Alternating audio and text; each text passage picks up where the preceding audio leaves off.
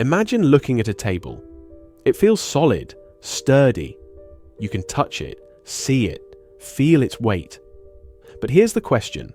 David Hume, the legendary Scottish philosopher, would ask, how do you know the table is real? Are you absolutely certain it exists the way you perceive it? Or is reality itself just a construct of your mind? Welcome to the world of Hume's skepticism, where reality, truth, and even our own senses are up for debate. David Hume, born in 1711, was a philosopher who lived in an age when scientific discovery and reason were revolutionizing the world. But instead of just going along with the optimism of the Enlightenment, Hume dared to ask some unsettling questions. Questions that questioned the very foundation of knowledge, experience, and reality itself. He's often known as the father of skepticism. But what does that mean? At its core, skepticism is about questioning what we usually take for granted. Instead of assuming that our senses provide us with the truth, skeptics ask, how reliable are our senses really? And even if they're accurate, can we trust our minds to interpret that information correctly? For Hume, skepticism wasn't just about doubting specific things. It was about doubting the very basis of how we think and what we believe to be true. And this doubt led him to some profound insights about the nature of reality. One of Hume's biggest contributions to philosophy is his questioning of cause and effect. Think about it. When you flip a light switch, the light turns on. We assume that flipping the switch causes the light to turn on. But Hume argued that we don't actually see causation. We only see one event followed by another. In Hume's view, we never see cause in the world. We only see one thing happening after another and assume they're linked. But why do we believe in this connection? According to Hume, it's just habit. We get used to seeing things happen in a certain order, so we expect them to continue that way. This is where he challenged a fundamental assumption of science and human reasoning. Our belief in cause and effect is not grounded in rationality, but in psychological habit. Hume was a major proponent of empiricism, which is the idea that all knowledge comes from experience. But he took it further. If everything we know comes from our senses, sight, sound, touch, then what happens when those senses deceive us? Hume believed we can never be completely certain about the external world because we can never experience it directly. We can only experience the impressions our senses provide. Imagine tasting chocolate or hearing your favorite song. These experiences seem real, right? But Hume would say that these sensations are just impressions created by our minds.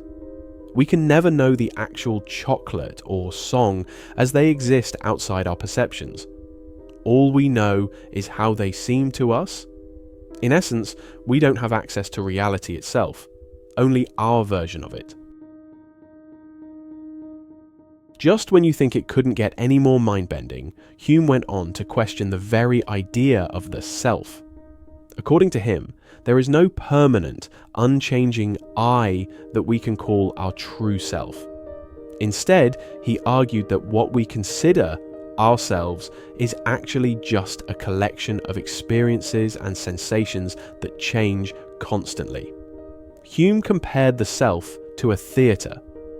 Just as a theatre stage is constantly filled with different actors and scenes, our mind is filled with a constant flow of thoughts, emotions, and sensations.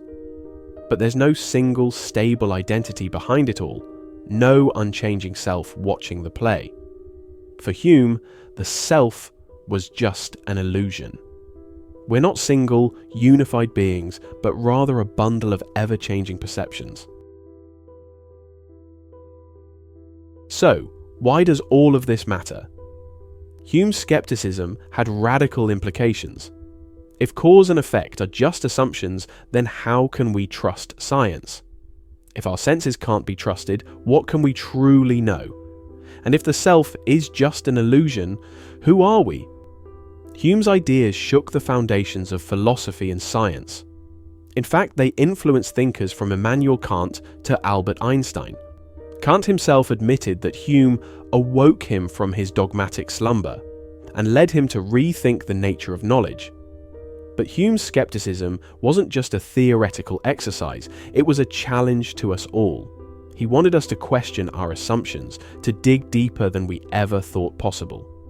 And in a world where we're constantly bombarded with information, Hume's reminder to question reality feels more relevant than ever. So, does Hume's skepticism mean we can't know anything for certain? Not exactly. Hume wasn't saying that we should abandon science or give up on reality. Rather, he wanted us to recognize the limits of human knowledge. For Hume, it's okay to trust our senses and science. But we should always remember that our understanding of the world is, at best, an approximation.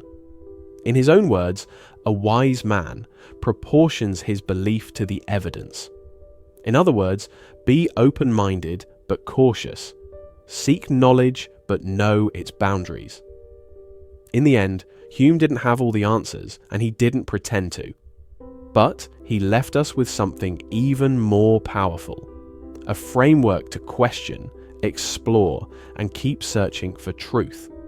In questioning reality itself, Hume invites us to look beyond what's comfortable and challenge the foundations of what we think we know.